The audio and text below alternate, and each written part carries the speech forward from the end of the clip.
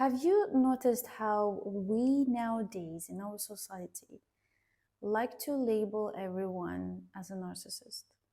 Our neighbor is narcissist, our friend is narcissist, our father is narcissist, our ex is narcissist, next is narcissist, dog, cat, everyone is a narcissist.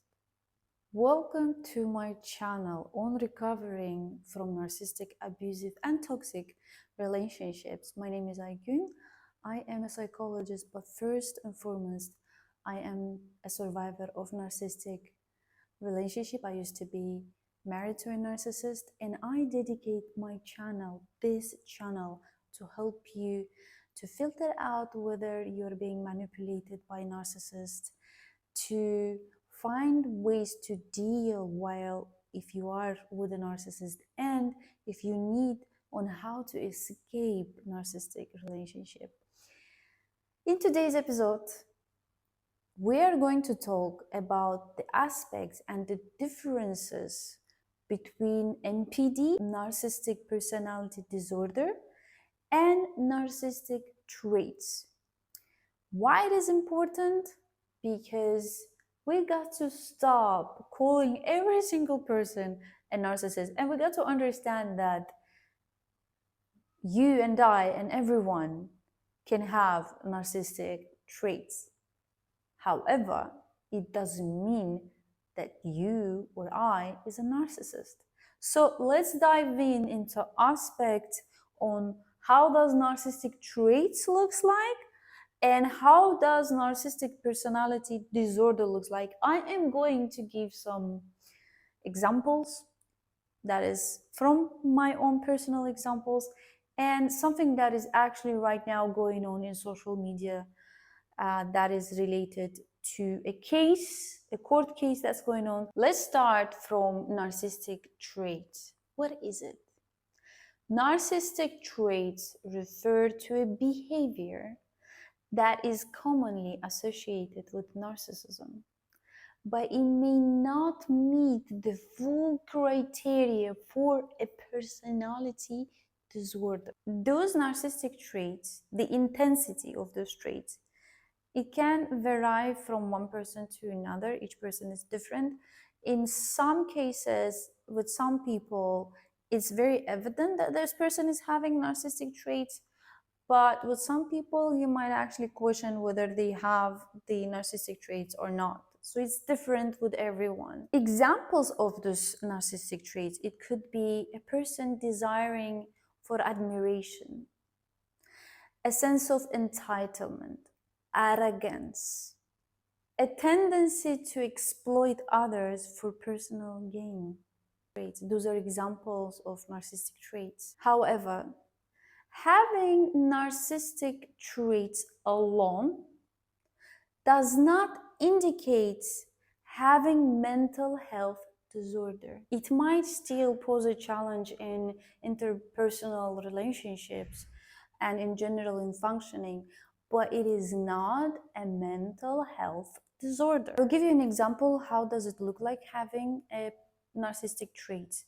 We actually need to have narcissistic traits. Okay, some of us, people who are ambitious, people who want to achieve something in their lives, especially men, it is very common for men to have narcissistic traits. It still doesn't mean that they're a narcissist as a personality disorder. I'll explain how. Look, in any corporate job, Olympics games, in sales, whatever you're doing out there, you need to have that drive of competitions, competitive personality in order for you to win, to be the best, to earn that money, to earn that position in the company that you're looking for. So in order to achieve all of that, you do need narcissistic traits, because what does competition means? Competition simply means I am looking out for my wants and needs, and I am going to do everything I can to reach there and to achieve that. And that simply means somebody is going to lose. So again, this is very common for men. If they don't have narcissistic traits, They're just like, I am a jellyfish in the sea and I don't know where am I going. They don't have any goal in life, they don't have any achievements in life, they just flow. Flow is very feminine, which is why even though some alpha females, they have that competitive drive, they want to achieve something in their lives, right? But not all females are the same. Some are just okay with anything. With men, because they are provider and protectors, it is very natural for them to have narcissistic traits. It's very normal for them to not think about others, to be sometimes arrogant, ego driven, to achieve what they want to achieve. Now, Narcissistic Personality Disorder, NPD, is a diagnosed mental health condition. It is categorized by pervasive sense of grandiosity, a huge, a massive desire for admiration, and most importantly, lack of empathy. Remember how I gave you an example on how majority of men, they need this competitive personality in order for them to win and achieve something in life. Now imagine this person, he has all the drive and all the wish to be first, and he works hard, but he loses.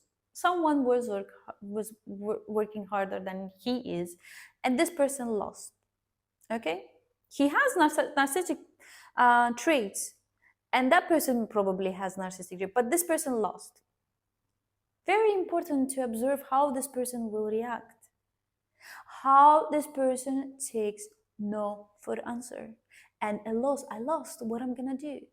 Am I going to accept it and work harder, or I am going to talk badly about this person and I am actually going to do everything in my power to bring them down?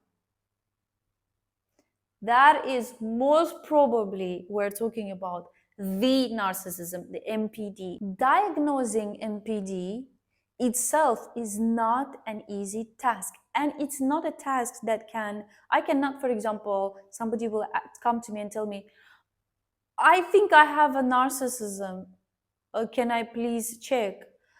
I can ask few questions, but I cannot diagnose. The only person, doctor, can diagnose that is a psychiatrist.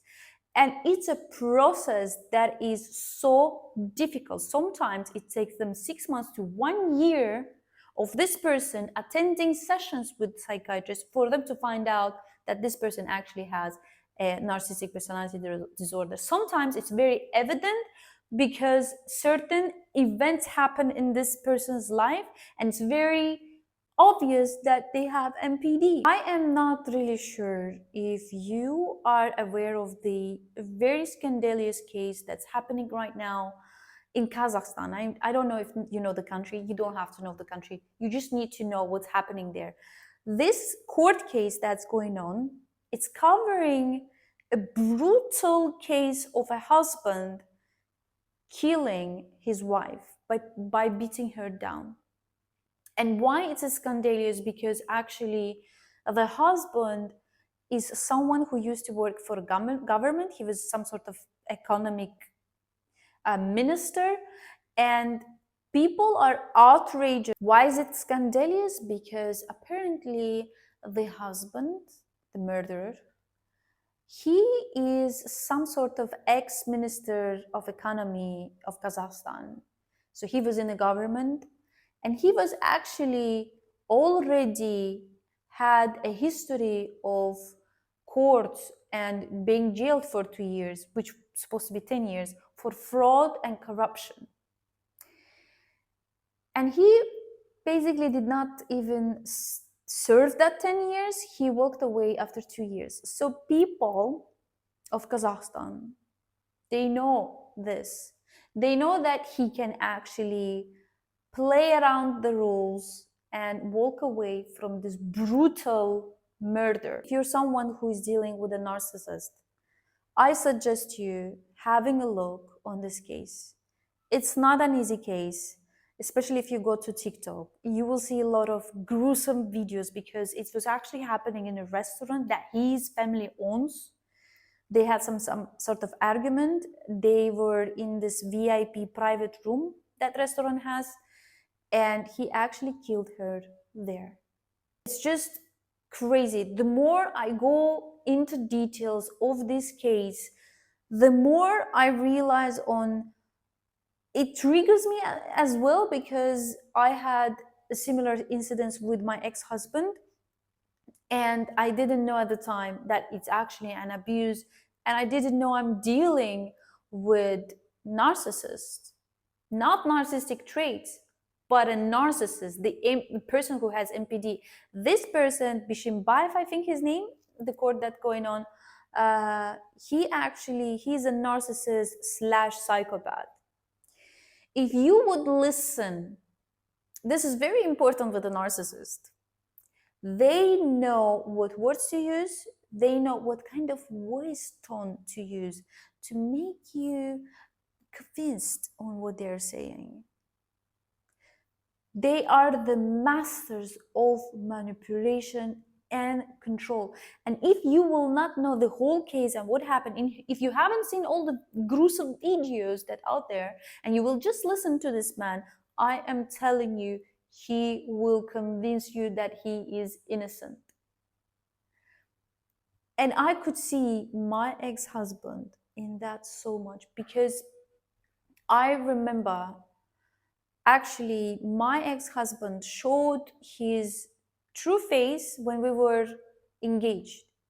I forgave myself for letting that happen to me because I was young. I was 22-year old. It was my first relationship, as in first relationship in my entire life. I never dated anyone. I didn't even talk to a man before him.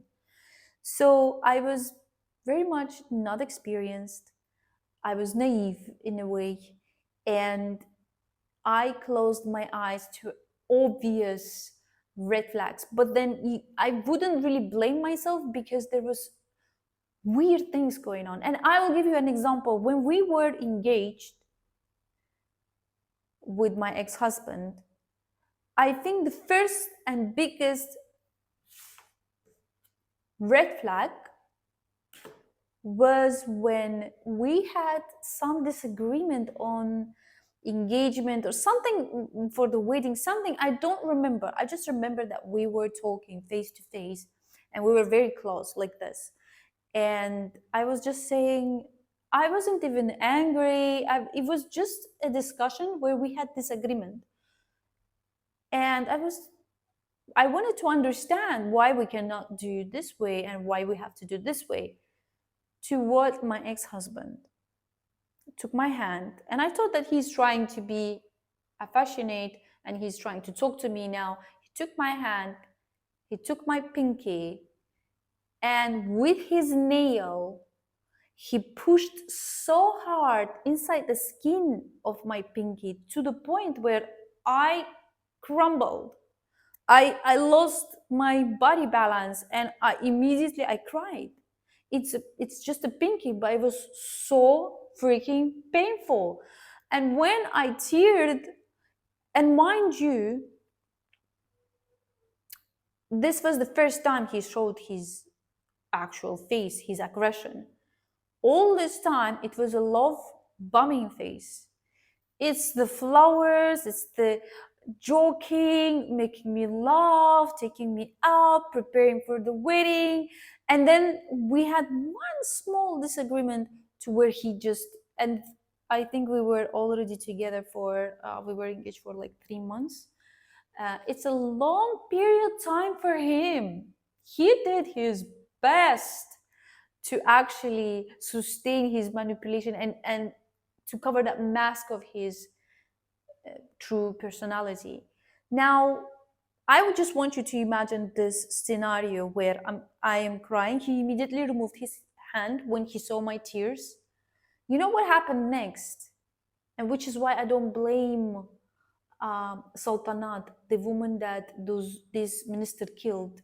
Her name is Sultanat. When you get into this case, you say to yourself, like, it's so obvious that he was abusing her, why didn't she leave? But you don't understand that when you are under manipulation, your reality is, it's not there. It's like you're living in some sort of confusion. You cannot. And actually, Sultanat, from day one, it's supposed to be death. If you will listen to her story, you will understand what I'm talking about. Now, when my husband saw me crying, going back to my story, my personal story, right now I'm talking about it as if it's, but before, because I worked on myself so much. Before, if I will share this with anyone, I would cry. And the most interesting part is that I never shared that with anyone, because I was thinking that, he's so good to me. And then there was just one small thing, but that's where the abuse starts. When he saw my tears, he went down on his knees immediately. He went down on the floor on his knees. He hugged my legs and hugged my hand and started kissing my pinky. And he was like, I am such a donkey. I am such a this. I am such a that. I'm so sorry. I didn't realize what happened. I don't know what got into me. How could I do this? I cannot see the tears on your face. Please forgive me, forgive me. And he's crying. He's literally crying. There are a lot of tears coming out of his eyes. Now imagine me. Imagine the shock I am living at this moment. I am used to see a man who is ready to go to the moon and come back for me, who does so much for me, who gives me so much love, and then all of a sudden physically hurts me, makes me cry, which is a no. Again, it's a red flag that I'm supposed to say, I don't care what you're gonna tell me. This is not okay. I'm walking away. But now he's crying. And I couldn't hold on to this one thing because there are so many good things. Good things. Love bombing is a manipulation. It's not a good thing. But in our opinion, it's a good thing. He done so much that now I feel like why would I, make a big deal out of it? He's crying. He loves me so much. Maybe something got into him. Maybe I had to just find other ways of communicating my disagreement. I put this on myself. Can you imagine the switch that happens in narcissists from I love you some to it's 0.01 second, right? And it's so confusing because again, we are thinking, we are functioning, we're living in different dimension. For narcissists, it's different. It's like they are not even from this planet, from somewhere, but not this planet. And then they are trying to live by their rules, Now, when it comes to the case with Sultanat, I was listening to his testimonials in the court, and it's funny, he's 40, how old is he? 40 something. And Sultanat, the lady, beautiful lady, she was 31, I think. Even his voice tone reminded me of my ex-husband. The way he speaks to the jury, and the way he says, sometimes if you will see that videos of how he was beating her up and how he was abusing her, you can't look at it and not think to yourself, what the actual, what kind of person can do that? Narcissist targets, and why I said before, I say that there was no any other outcome for Sultanat but death.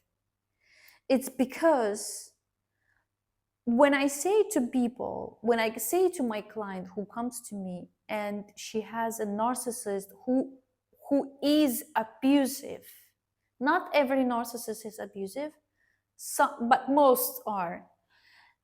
And when I'm trying to explain to her that she has to leave, it's so difficult.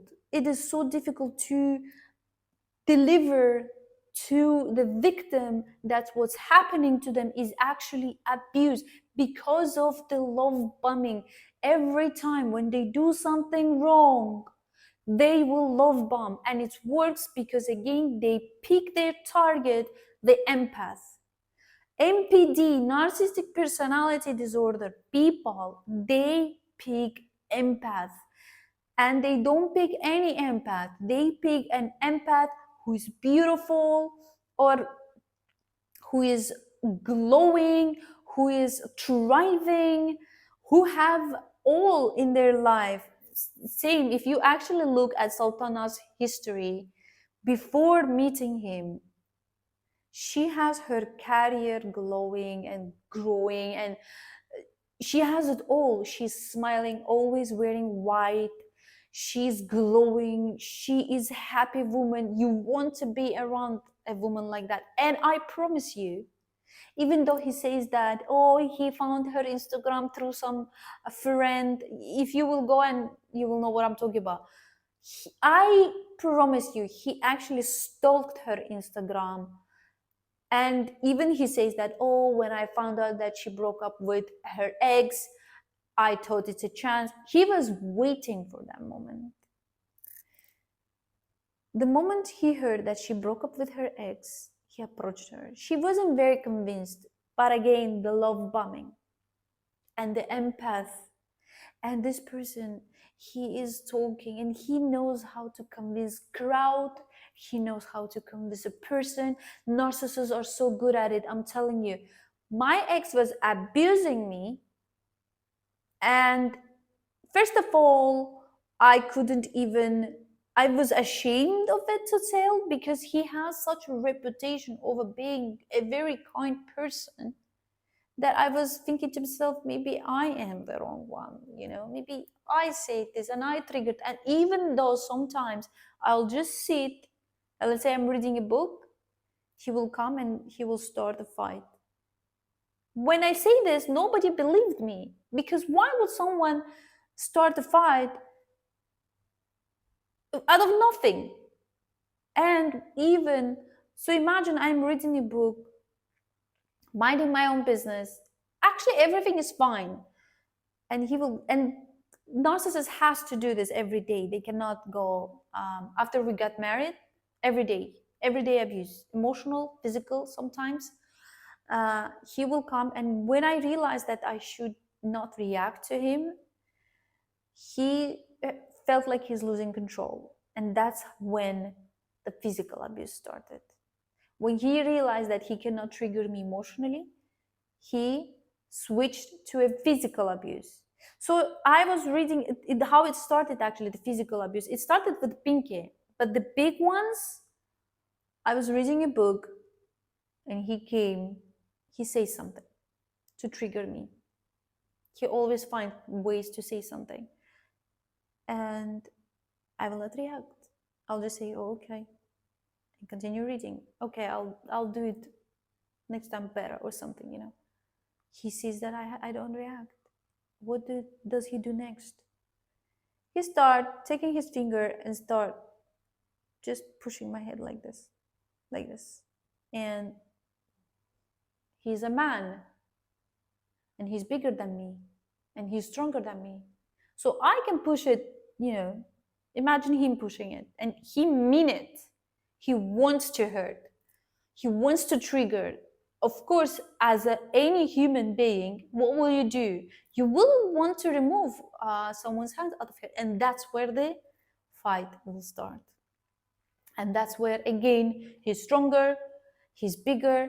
I'm not saying that I will not stand for myself, but how can I stand against someone big?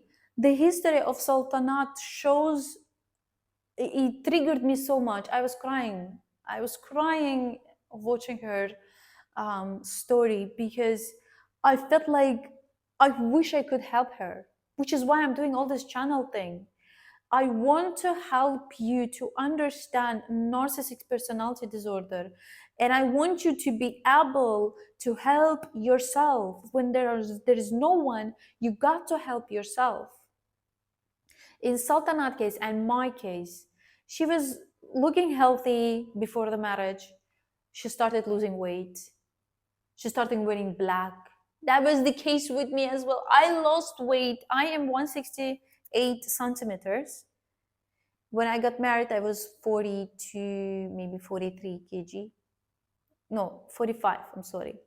I started losing from the engagement to 42, and I went to 38. 38 kg. I was skin and bones. Do you know that I deleted all my photos? Like sometimes I think to myself, I should find something to show people this, compare something, make a motivational video. I cannot find because it was so painful. I deleted all the photos of me being married to this man. I was watching Sultanat's story, and guys, ladies, gentlemen, look out. You can YouTube it, you can TikTok it. TikTok has like more details on this. I'm not sure about YouTube, but TikTok detailedly sharing everything. You just need to, I think, hashtag Sultanat. I will put it in my description. I will hashtag her. Her losing weight, wearing dark, being absolutely out of energy. And it's funny how the family, it's not funny, it's devastating, how the family describes their progression of relationship. First, it was love bombing phase. Oh, wedding, flowers, money, traveling, gifts, clothes, shopping. And then there is another phase when they get married. Her not wanting to talk to the family, her not wanting to go out to the family. Same with me.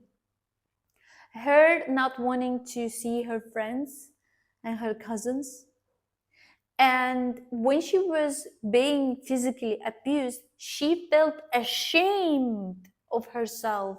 And then she isolated herself even more. And even when the family or friends will try to call her, he will always be in the background.